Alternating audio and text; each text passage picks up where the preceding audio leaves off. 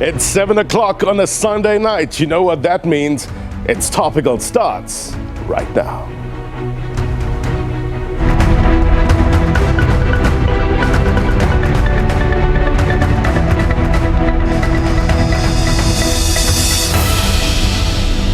A very good evening to you, South Africa, and those watching around the world. My name is Blaine Herman, and this is It's Topical, our digital audience with us tonight. It's so good to have them on the program. Looking forward to their input in a short while. We didn't get dumber because of the calculator. I don't think we're going to get dumber because of conversational AI. It's not my words. Mustafa Suleiman, co-founder Inflection AI, said that on CNN this week. No doubt. Look, there's many advantages to artificial intelligence, but can AI disinformation campaigns disrupt elections? Bots, AI-generated tools, to what extent are they participating or have the potential of participating in our anchor of democracy, which is, of course, our elections? Misinformation, disinformation. There's a difference here, right? I will explain shortly. It's important to know that these things are possible, the deep fakes, the manipulated clips, but it's equally important to know where you can turn to fact check information. What about the concept of, it's known as liar's dividend? People benefiting from misinformation saturated society whereby someone can just simply dismiss actual news as fake. We will discuss. Which leads us to our question of the week, and we're asking you, how can we combat misinformation as well as disinformation ahead of the elections? Let us know at It's Topical SABC. Come, let's walk and talk. Get you some context as always. Look, with new technologies, there's a threat there. There's a risk there. That's how it works, I guess. To what extent can AI disinformation campaigns disrupt elections? That's the pertinent question. Let us know. Share your thoughts at It's Topical SABC Perspective coming up.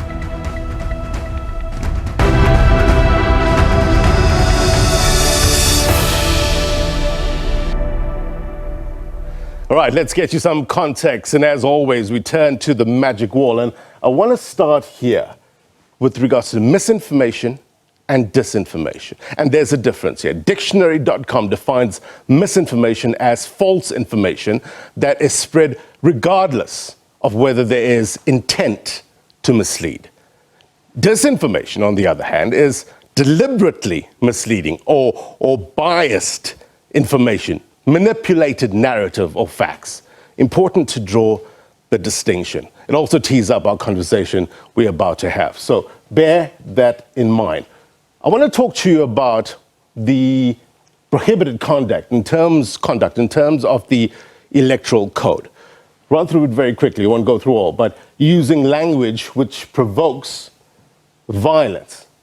Go down to number 3, and this is one I want to highlight.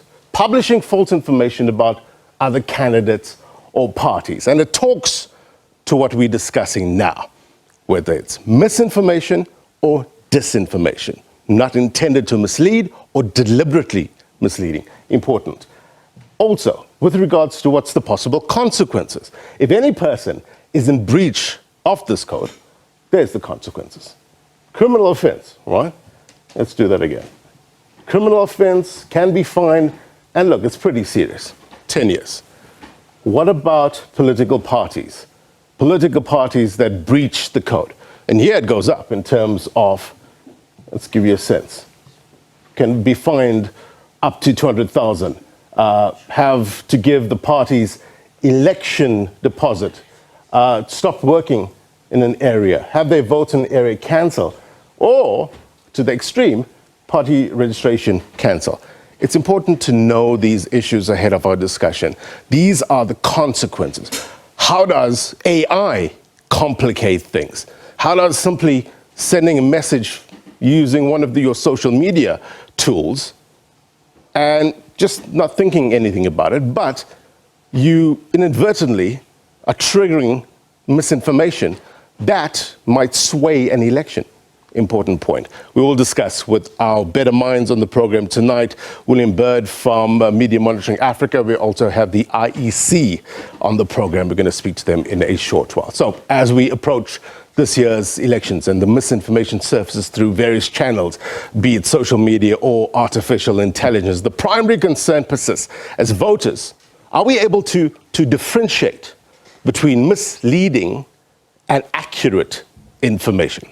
This insert by our producer, Xolani Ringane, sums up essential measures for maintaining caution. Take a look. A 38-year-old Teboho Mputi smoothly registered at her local voting station. However, she worries about the false information that is circulating in her neighborhood prior to the election. I think facts is stuff that you can see, that is tangible. And I mean, fake news, we living in an era where it's, I could literally say a lie now and it will spread like wildfire as if it's true. Like some time back, there was, I don't know if it's a rumor or if it was fake news, where they were like, yeah, if you don't vote for the ANC, the social grants will be a stop or there'll be an end to it. And I just thought, interesting how, that could be used as a tactic of some sort. But also it was quite interesting to see how it was like a majorly discussed thing. Experts support integrating artificial intelligence into the electoral process as long as appropriate safety precautions are taken. I think artificial intelligence or any piece of technology has a large impact, and that impact is significant enough to change the fate of elections. Okay, so there is that, hands down. However, there's a lot of different players within that ecosystem that needs to be considered, and their roles that they can then play in terms of affecting the outcome desired for the country. So, in the most recent roundtable with the IEC chairperson, he reiterated the fact that, the fairness as well as the credibility needs to be intact, and that becomes really true. So, if we had to take each of the different ecosystem players, so, we start with political parties. They can definitely go about in terms of awareness and, creating more momentum in terms of a trusted and a fair sort of election process.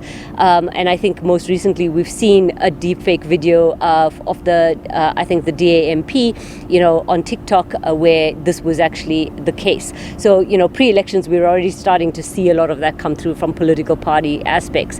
Then if we had to take government, we can then look at, legislation and regulations that they can then start putting into place that allow AI to be utilized in the electoral process, but with safeguard measures in place. Election misinformation and disinformation poses a threat to democracy.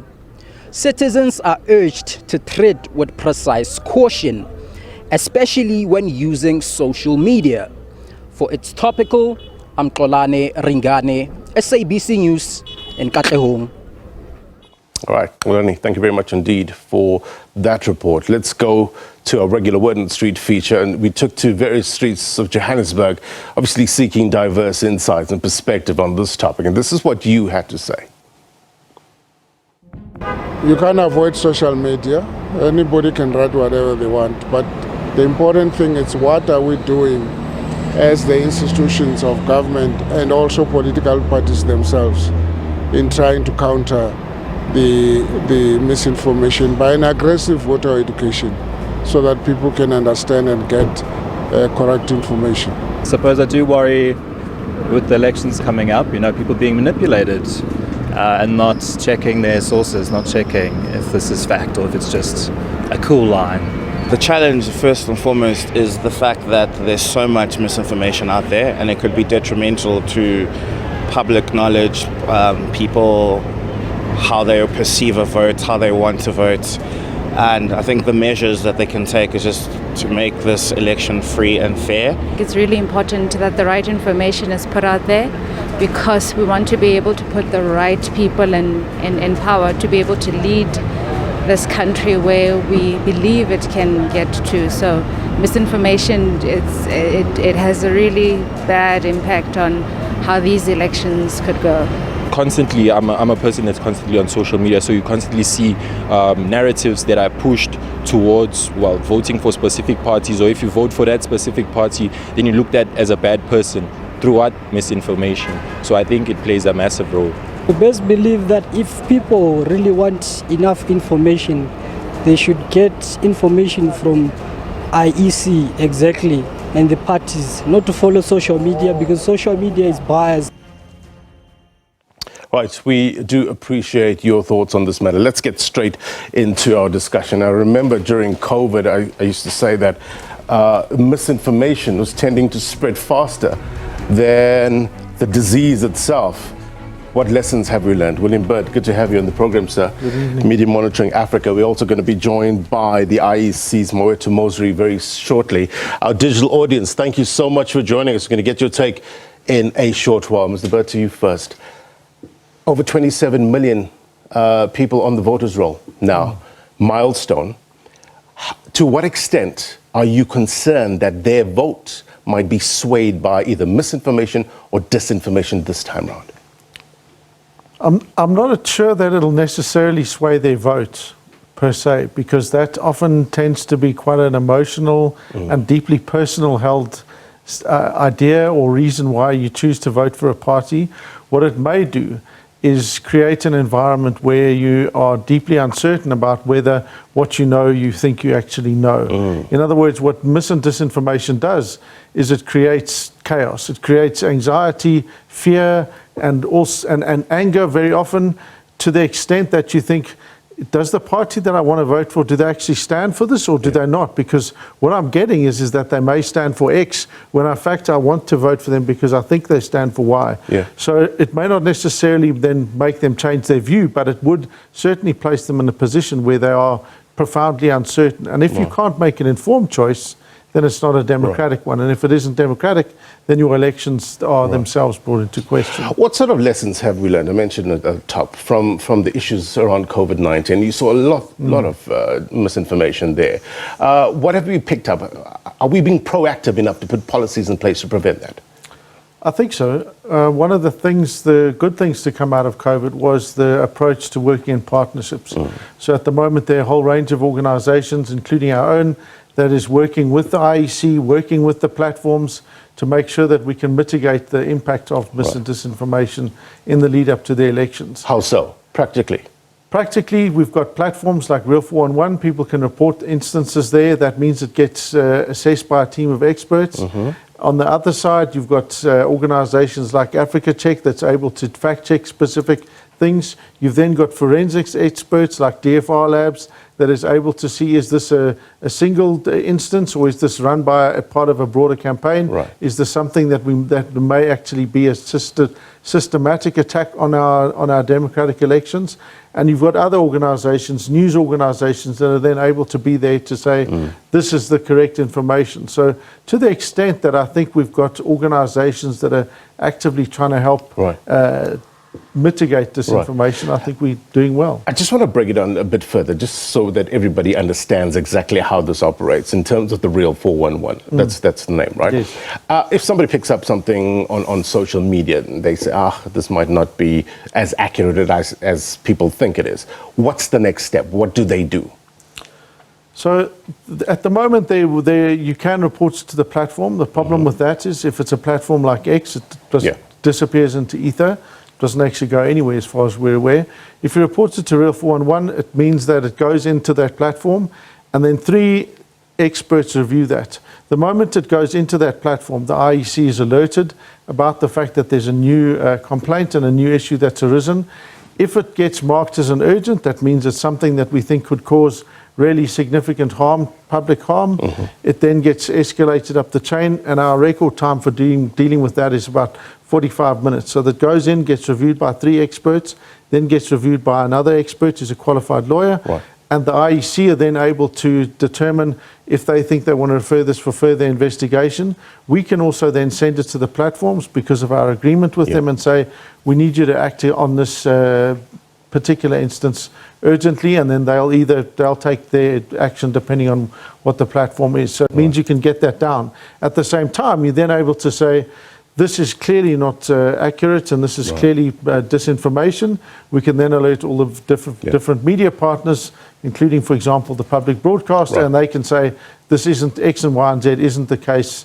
This is what's happening. Important to know practical steps in order to verify. The IEC's Moetu Mosri joins us now live. Mr. Mosri, good to have you on the program. I'm sure it's been a busy weekend. The news comes first, as always, on this channel. Let's get a quick update with regards to voter registration weekend. How are the numbers looking? Good evening, Blaine. Good evening to your guests in studio and virtually, as well as those watching your show. Indeed, we had a very good weekend throughout. Operations very good. The numbers, we are hoping we've gone over 1 million today looking at the activity. In fact, after 4 hours of opening registrations this morning, we were already at about 547,000 voters that had come to the voting stations. So by the time we closed, we still had queues, and we'll have a proper tally in about 10 to 12 hours of the registration activity this afternoon. Right. And it must also be noted that this is not the end in terms of voter registration, right? People can still register online or at an IEC office until the date of the election is proclaimed, correct? That is correct, Blaine. A date of proclamation is slightly different to the day the president makes an announcement. Right. So what we do expect is that the president will make an announcement on a particular day, and then 3, 4 to 7 days thereafter, he will then proclaim in a government gazette that date that he has announced. And on that day, it's on the government gazette. We close all registration platforms. What's available right now is that voters can visit our offices in all the local municipalities across the country. They will be registered when they go there. Right. And they can go online 24 hours. It's available. So your mandate is to deliver a credible election. And no doubt you will be smacked around a couple of times in the build-up to the elections, whereby your credibility will be coming to the fore with a whole host of allegations being put forward. How do you mitigate? How do you protect the integrity of the elections? In fact, our mandate goes beyond delivering credible, free and fair elections. It includes a responsibility to ensure that the climate, the environment on which those elections will be delivered is indeed free and fair. So the aspects of free campaigning, access to voters, voter education, civic education becomes part of our mandate, as well as ensuring that citizens are at all times informed about the election process. Right. It is at that point that we look at mechanisms to mitigate incorrect information, mitigate the rhetoric from parties and party leaders, and those who in their campaign messaging are attacking the actual body that must manage the elections. And we've seen that already. We are likely to see more of it. And those who are just in doubt of anything done by a statutory body or a constitutional body. So we have to manage that. And our first thrust is to put before the citizens the correct information. That's why we communicate a lot. That's why we have a value in our delivery chain that ensures transparency in elections. Right, let's take it to our digital audience. Speak to Devin first of all. They say, and it has been said, that democracy is for humans. But when you include AI or artificial intelligence, complicates the situation, right? How concerned are you that this elections might be infected, so to speak, by such tools? Yeah, and thank you for having me on the show. So I think this is at an awkward time in kind of the progress of society where we haven't quite figured out yet the solutions to generate content, coming from artificial intelligence. And so we're a little bit behind in how we detect generated content. So I think we are at a particularly vulnerable point where, we have a really important election coming up, and there's been a huge boom in one particular technology recently, and now we're waiting for all the other systems around how our democracy functions to try and catch up, and there is obviously then a lag to that. So I think this is a particularly vulnerable election, but at the same time I think we have seen this conversation has been happening for over a couple of years now. We've seen many democracies throughout the world already taking meaningful steps towards dealing with this. So I think we already do know a lot of what to look out for, and there are some solutions. So I think to answer your question directly, I'm not exceptionally concerned, but I think this is, as was mentioned earlier, a particularly vulnerable point, and one where there's a lot of voter distrust in general, which in itself is pretty damaging or very complicated. Devin, thank you very much indeed. Let's hear from Kustas and then Howard. Yes, good evening, Blaine, and good evening to the colleagues and to the viewers at home. If you go to at Tessa_Dunes, this question is for the IEC. She has a poster of the DA. The Democratic Alliance write on this poster that DA outperforms ANC in the new voter registration. And then they said, they are saying, the stakes have never been higher. For the first time ever, the DA has secured the largest share of the new voter registrations. Recent data indicates that 37% of the voter registrations have been for the DA and 33% have just been for the ANC. The only thing that stands between South Africa and success is the apathetic voter. Now, let's pose this question to Mr. Mawetu there. When the Democratic Alliance clearly sends a false information of this nature, it cannot be possible that they know this data. What is the penalty for spreading such misinformation by a political party towards South African citizens? Because they could not have access to that information. And I do not think that that information is true. What are they intend to do with such an example of this misinformation? That's the question. Mr. Mosri? Hello, Blaine. The first answer is no political party at this stage with the 27 million individuals on our voters roll has any guarantee of how many and who of the 27 million will vote for them. So clearly there's an element of unverified information that they are putting online there. Now, before we cast an aspersion, we tend to ask more questions. This is where my associate, the MMA, must come on board and receive such a complaint as this question for an investigation. Or tell us, what's your basis, Ms. Dunes, for saying this? What data did you collect?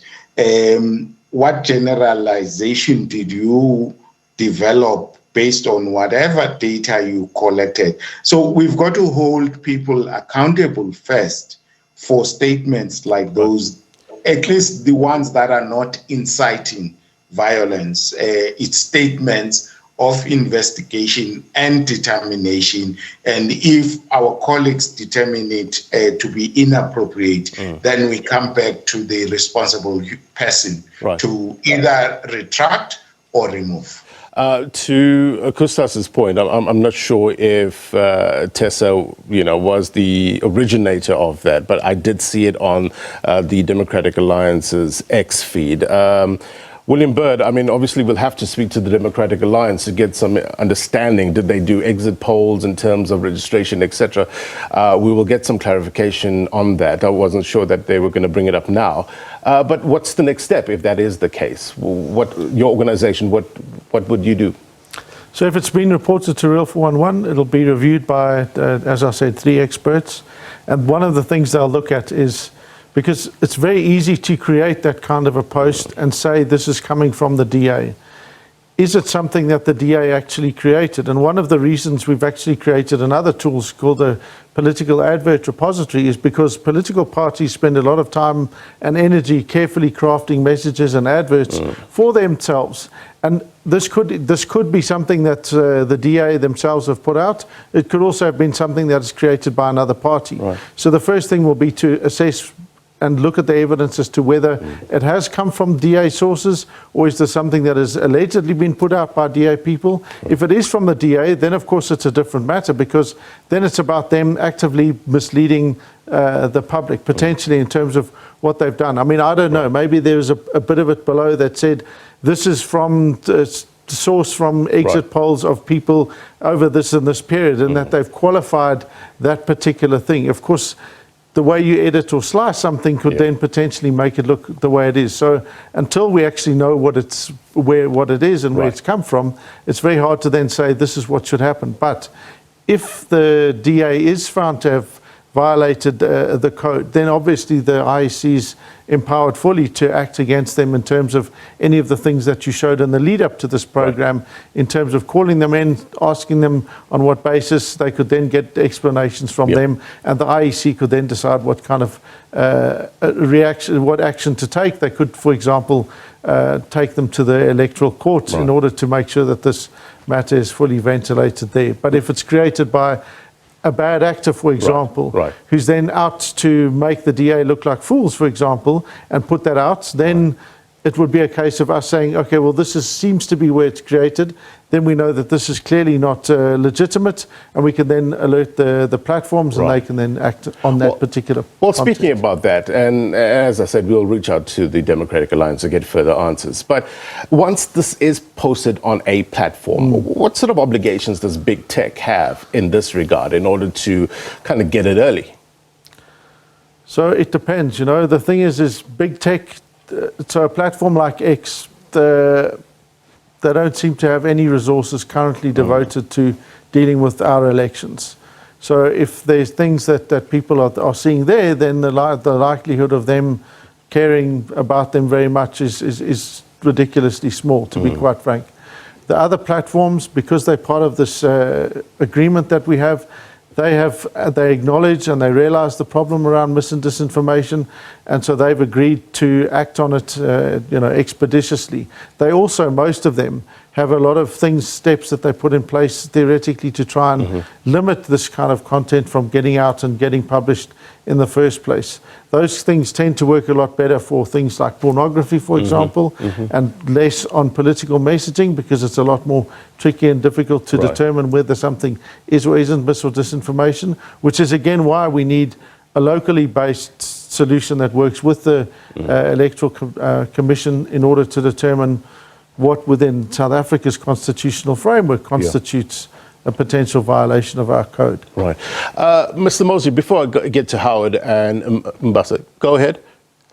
If I may trouble you on this one, I wanted to say we've had a very good cooperation for the big tech companies, particularly all others except X, have indeed committed to ensuring that we have as credible and as clean an election as we can have as a country, to ensure that what we end up with as an election outcome is true to the choice of the citizens. And in their cooperation, the key responsibility from them is to act swiftly when we approach them after a brief investigation for their quick intervention on matters of this nature. So if we were to establish that this is on this platform of this big tech and it was created by an AI of an unknown location, they would then be able to act immediately on that. All right. Let's hear from Howard and then Mbasa. Howard, to you first. Yes, thank you.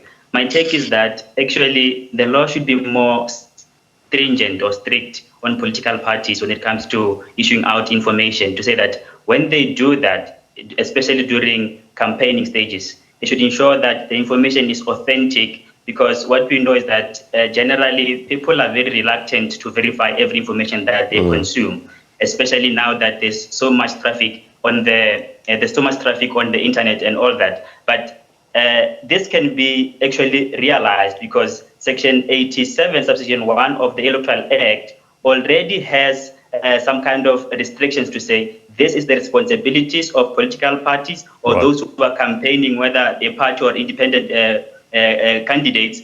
They have certain responsibilities. And actually, if we are more, say, ambitious, we can even have a ripple effect in this case, because later on, when they verify this information during campaigning, they can be held accountable for their actions after elections. And then in that format, we're going to have a very responsible political activity in this country. Thank you. Right.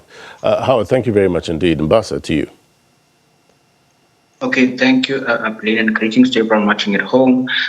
So mine is simple, just to build on what my colleague has already put forward.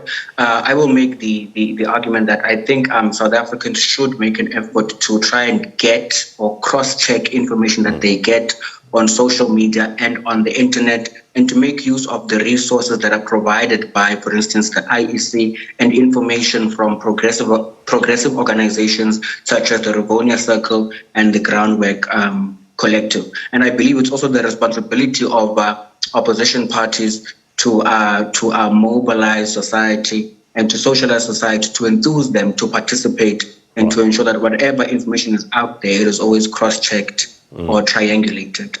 Mbasa, thank you very much indeed.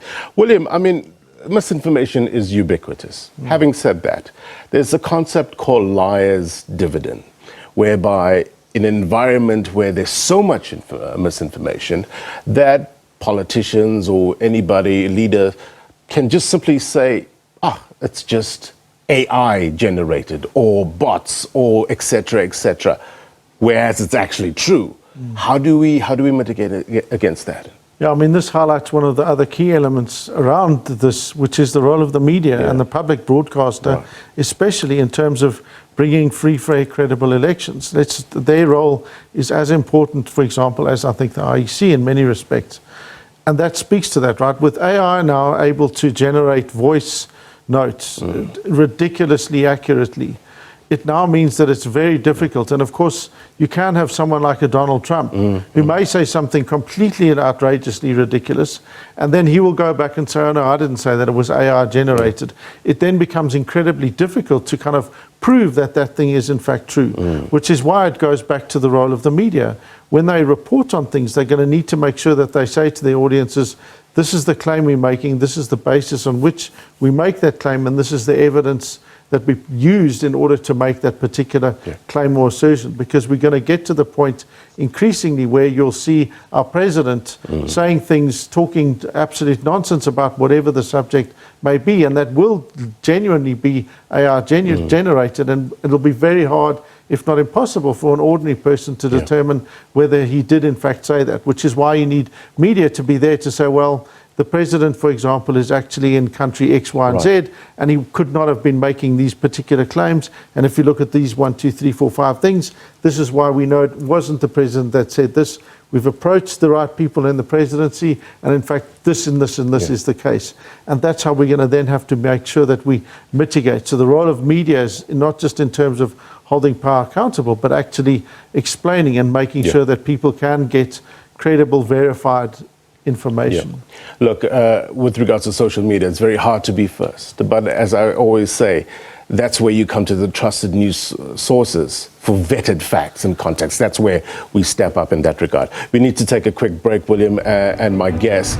Look, we're talking about artificial intelligence and its possible effect in terms of this year's elections. We're going to break it down for you. How do we combat the issue of misinformation and disinformation? Big difference there, right?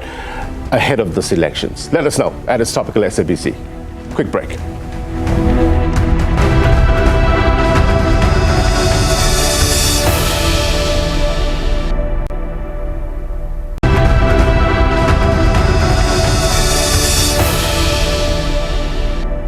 Welcome back. We're talking about misinformation and disinformation. The question we're asking you, how can we combat it ahead of this year's elections? My guest, William Bird, Mawethu Mosri from the IEC. Let's go to Mr. Mosri first.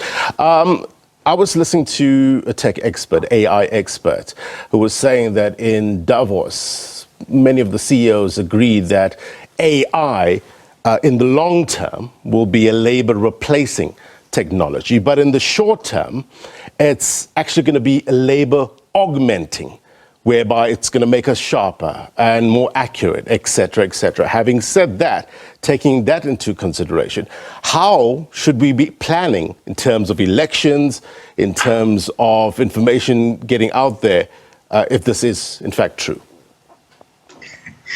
There's two parts to your question. There's obviously the aspects of positive use and correct use of technologies to modernize the electoral environment. And clearly, in today's election processes, campaigns have shifted to be based on these kinds of digital platforms and various other forms of digital communication, which is accessible on the palm of our hands, on the go. Secondly, it's accessible wherever you are, they can reach you. So in a sense, technology, whether it's then AI-based or other forms of voice campaigning, is a way political parties are campaigning these days. That's where they do their campaigns. But also, we have our own experiences with the last three general elections where there were even comments that some parties are actually leading and are likely to win this election because of the work they were doing on technology and digital platforms. On the other side, I think we are worrying equally so with the misuse of technology, particularly in the space of messaging and communication. This is where misinformation and disinformation sits, because then people start to create messages that confuse, messages that are intended to cause harm, messages that are intended to undermine the credibility of the election. And some of those who are party to that are actually domestic here in the country, and some are not. And the intention, though, is common to undermine a credible process. Now, having noted that parties are using these platforms, we've also done our own research in terms of voters and voter expectation. And one of their key indicators, the research report is as recent as December 2023.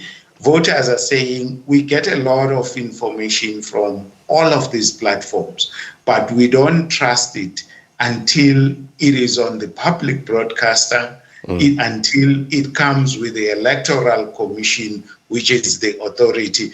And if the commission was talking to us, we will trust more the radio and written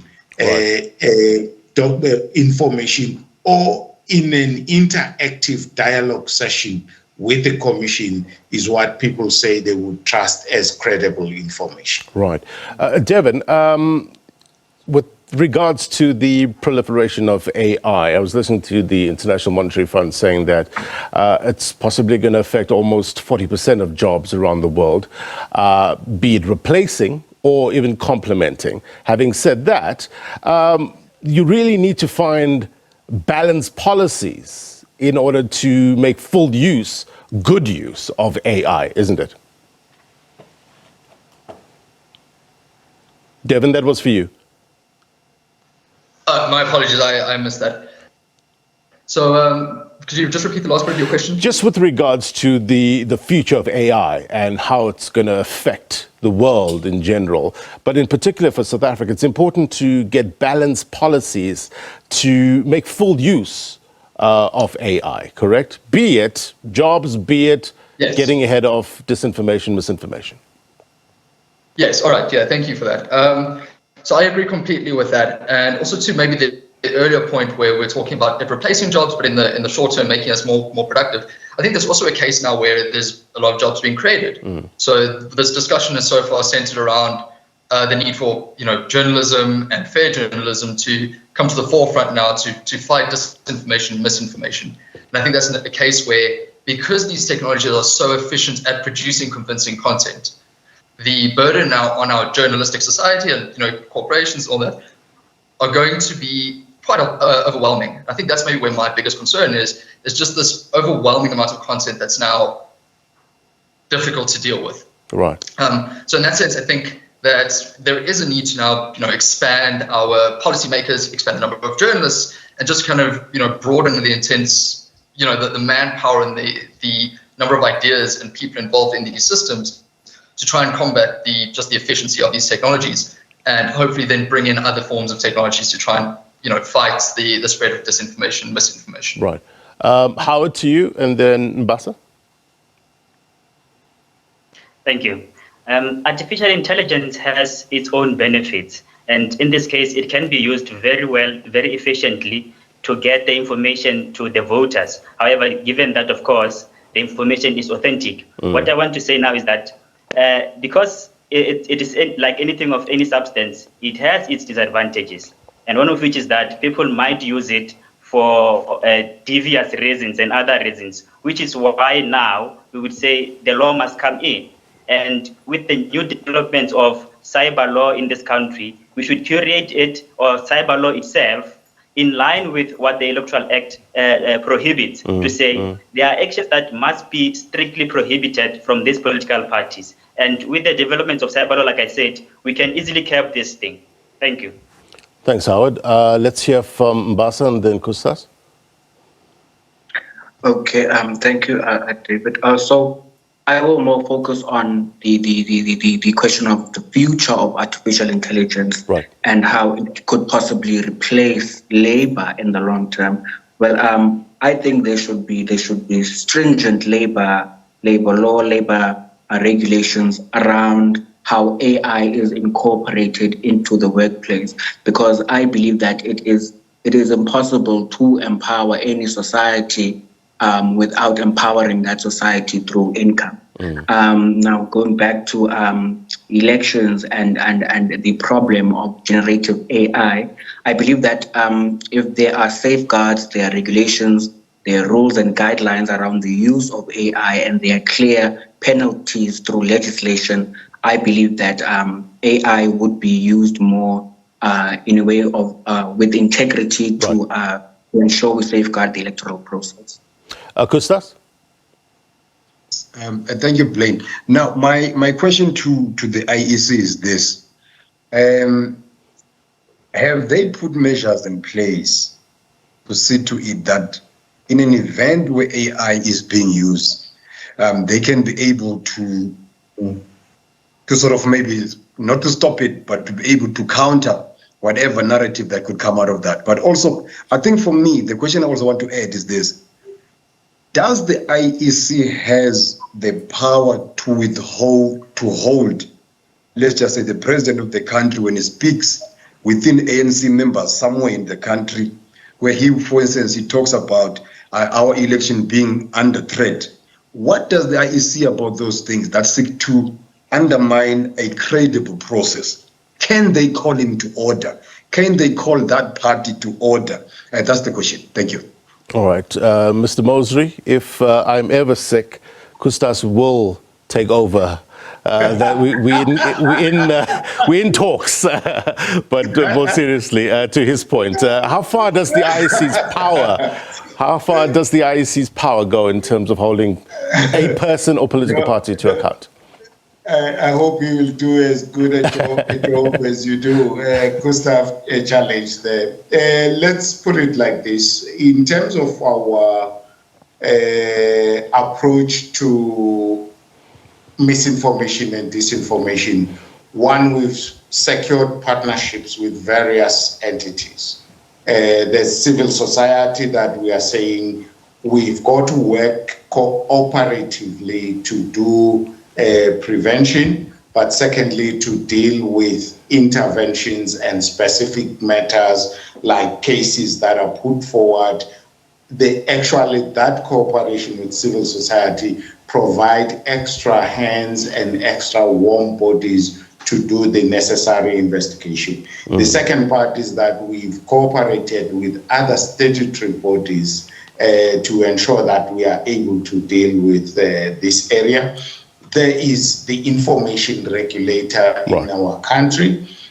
There is also the Film and Publication Board in our country that we cooperate with to ensure that we deal with this area. And obviously, all government communication entities are partners with us in the monitoring, in the reporting of these areas. Now, when it comes to powers, the way our statutory powers are structured are such that our primary responsibility is to deliver election. If something becomes a criminal act, it must go the normal criminal route of the country. If something becomes a matter of the code of conduct infringement, basically our lawmakers were saying, don't burden the people who must deliver the election with investigations and other things. Take it to another body, another platform. So if it becomes a code of conduct infringement, take it to the electoral court so that all parties who feel aggrieved must ventilate in that court and the court makes a decision. In a case of misinformation that comes from a particular entity or body, yourself as an ordinary citizen, a broadcaster, an NGO, an affected political party or ordinary citizen, go to the electoral court and make your case in terms of that infringement. Obviously, coming to the commission to lodge an objection, we will investigate and we will make a determination with the kind of support we have with Real 411 and make a determination. When we make that determination, we are not the final authority on it. We will take it to the electoral court for the court to mete out the requisite solution to the challenge and also the appropriate sanctions given to that. And obviously, if the court finds an infringement of the code, there's a whole listing of possible sanctions, even removing a party from contesting that election play. William, just to maybe sum up the conversation, and I was looking at this UNESCO analysis with regards to social media users, nearly doubling from 2.3 billion in 2016 to 4.2 billion in 2021. So there's been a greater access to content, etc., but not necessarily with the advantage of journalistic, scrutiny. What's your assessment with regards to social media, etc.? Have we become a society more or less open-minded? I don't know about more or less open-minded. I think that we have become societies that are more or less divided into many, many echo chambers that are designed and tailored according to individual users' needs in order to sell them products, essentially. And of course, there's an advantage to that, which is that you see the sort of stuff that you're interested on social media. The disadvantage is that unlike this kind of a format, broadcast television, it's very hard to build a real community or a real common sense and understanding of that. So you can have people who may strongly disagree with everything we've said on this, watching this program, and those that agree. Whereas on social media, they're more likely to see the things that they like anyway, to begin with. So I think that that's one of the things that we are seeing. We still have millions of people in South Africa, I must add, who are not connected to the internet, who rely and continue to rely almost entirely on the public broadcaster and radio services for their news and information. So in as much as we're talking about this as a social media set of elections, there are millions of people in South Africa that don't have that the benefit of accessing them. And they do have at least the public broadcaster. We need to continually emphasize the critical role of public institutions, because that's one of the things that is essential for democracy. We don't just need credible, fair elections. You need credible, fair media to bring those to you. You need credible processes in order to make sure that those things occur together. It's more of an ecosystem than it is all up to Maweto and his team there, because they can do, they can perform miracles, and they do, but they can't do it alone. They have to work and make sure that everyone pulls together to make sure our elections work. Mr. Mosri, I'm told I've got to wrap, but just a final question to you maybe. With regards to, the advancement of technology, how far are we from online or digital voting in this country? Oh, there you go. I'm laughing. I could anticipate the question.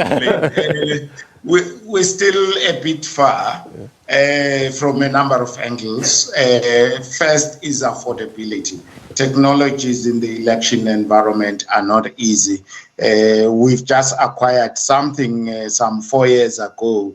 It was approaching R500 million. So technology is not going to be easy. And given our fiscus as a country right now, it's something that we are keeping in check.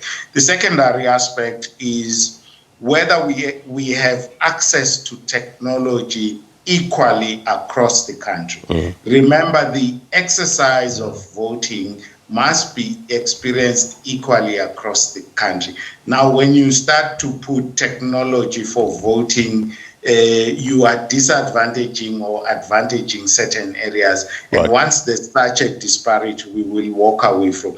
The last point, Blaine, I know you are wrapping up, is that the trust on technology is sometimes there and sometimes not there. So there's currently very high mistrust of technology in elections. And we've seen the global movement around electronic voting. Some have gone for it and some have gone there and come back to the paper ballot. So we're still there at this stage. Maweto Mosri, William Bird, thank you very much indeed for your time. Kustas, we'll talk, no doubt.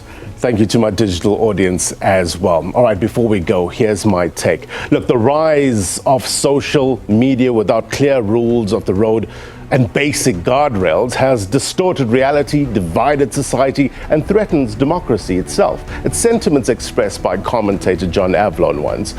The message: we can't be complacent. We can't pretend that there's no civic harm in amplifying lies, because there is. The mental health issues of feeling overwhelmed from reading stuff on social media. Some might be true, but some of it totally distorted. And these issues are compounded by your frustrations around the economy, high interest rates, general cost of living. And then you hit a pothole. And that might not only be your tire's breaking point, but yours as well. How do you cope? Sifting out fact from fiction by going to trusted sources of news. Look, in my industry, it's so hard to be first. I mentioned this before. Social media is probably always going to beat you, right? There's always someone with a phone capturing a fire or plane crash or shooting. But where we come in is being first with vetted facts and context. The refrain: use only trusted sources of news. And that's my take. If you miss anything on this program, be sure to watch it on YouTube. It's Topical. Sports Live up next. No doubt we're still continuing to celebrate Bafana's win. If you're watching a repeat of this program, then as always, the news continues. Until next week, my brothers and sisters, take care. Bye-bye.